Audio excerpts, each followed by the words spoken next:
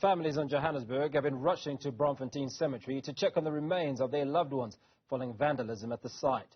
Gravestones have been damaged and ashes spilled from urns. Newzroom Afrika's Zico visited the site and reports on the desecration. The Penaluna brothers have found their father's ashes. They rushed the site after seeing news of the vandalism in the paper. Their father, Richard Penaluna, was buried here in 1967. It's a picture of the site that helped them recognize where their father's ashes were. We're happy that we found. We were just about to give up, and my brother said, I said, no, it's in this row. And we're lucky we found it. And we knew the date. With all the dates are about 67, 66, 62. And we look at another row, it's later, you know, so we concentrated on the 60s. The families believe that the criminals are looking for valuables that may have been stored with the ashes. This is an old tradition. It's a mess, with some ashes on the ground and plaques scattered. We hope that they find the culprits and they are prosecuted. So this is actually a crime scene. What are you able to do with the ashes that you found now? Well, we just got to leave them here and hope that they're protected further.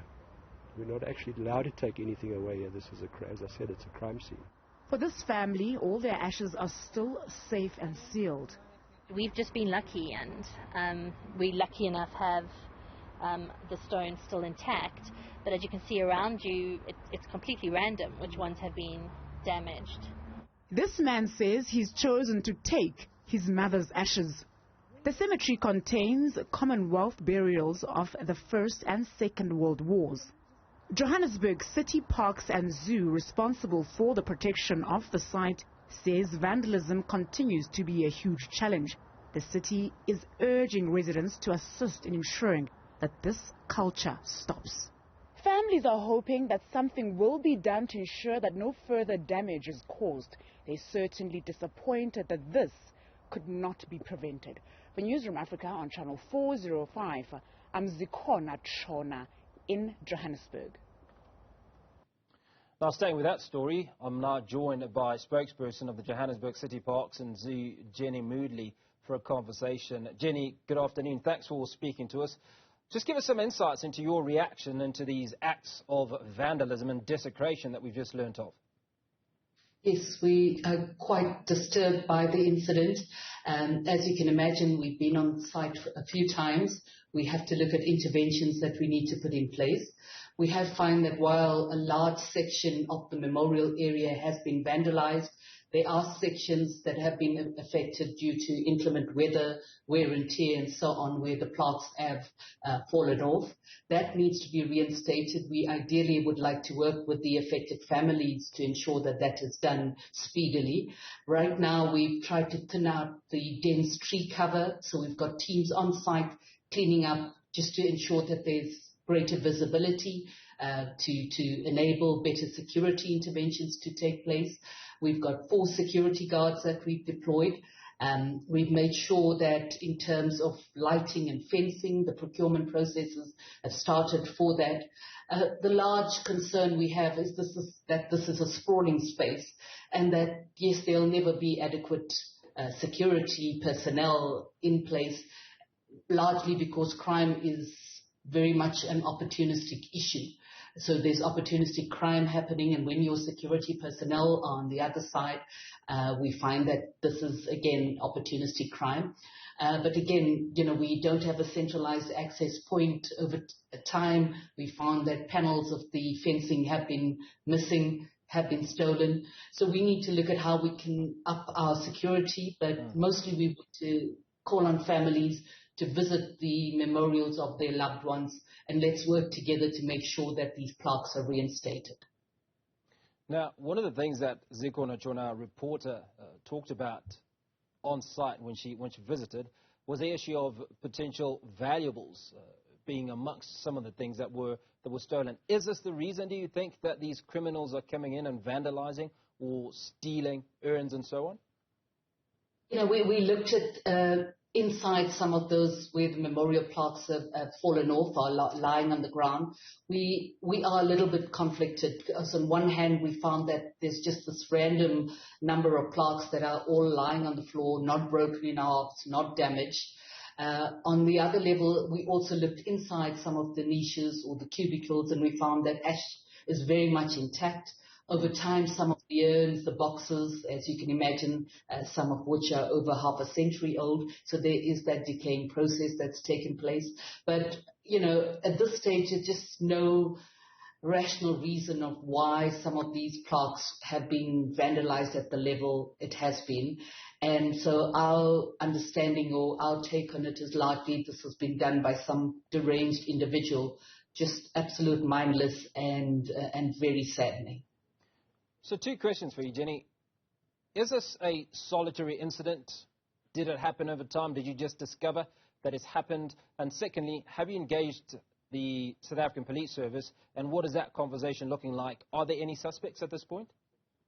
Yes, we have basically engaged with the South African Police Services. There is an investigation underway. At this stage, again, we don't know if it was an individual. We don't know over what time these incidents or incident took place. We, however, know that in 2013 we had a similar incident, and together with families we worked to reinstating some of the plaques.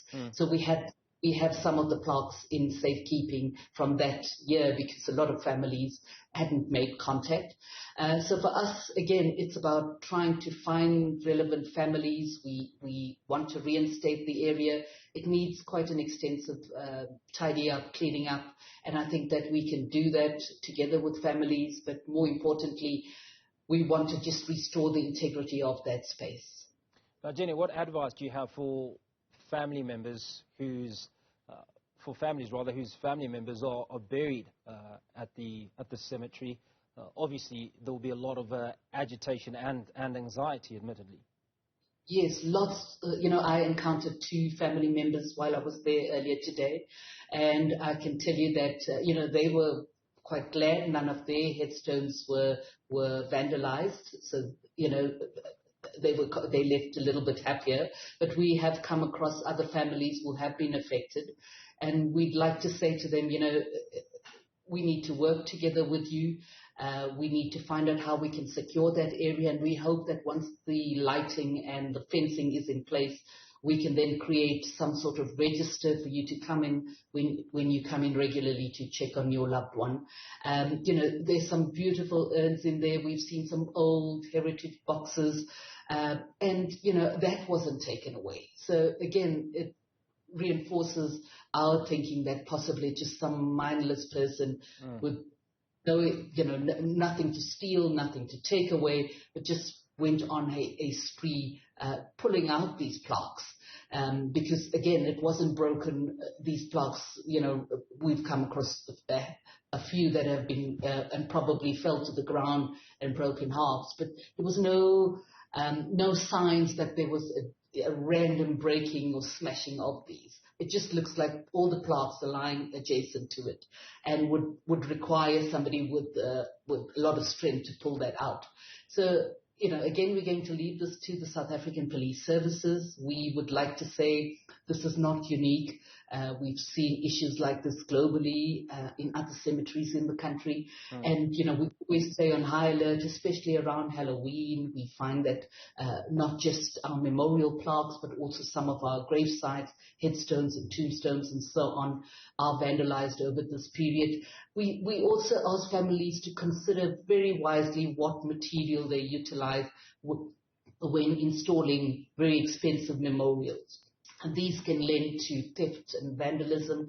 And we say, be cautious, think wisely. Bear in mind that these are public open spaces. For example, Avalon Cemetery is 184 hectares, which is equivalent to 184 rugby fields. We would never have adequate space to monitor every corner at every point in the day. So we, again, say, be cautious on what you put on the grave sites of your loved ones.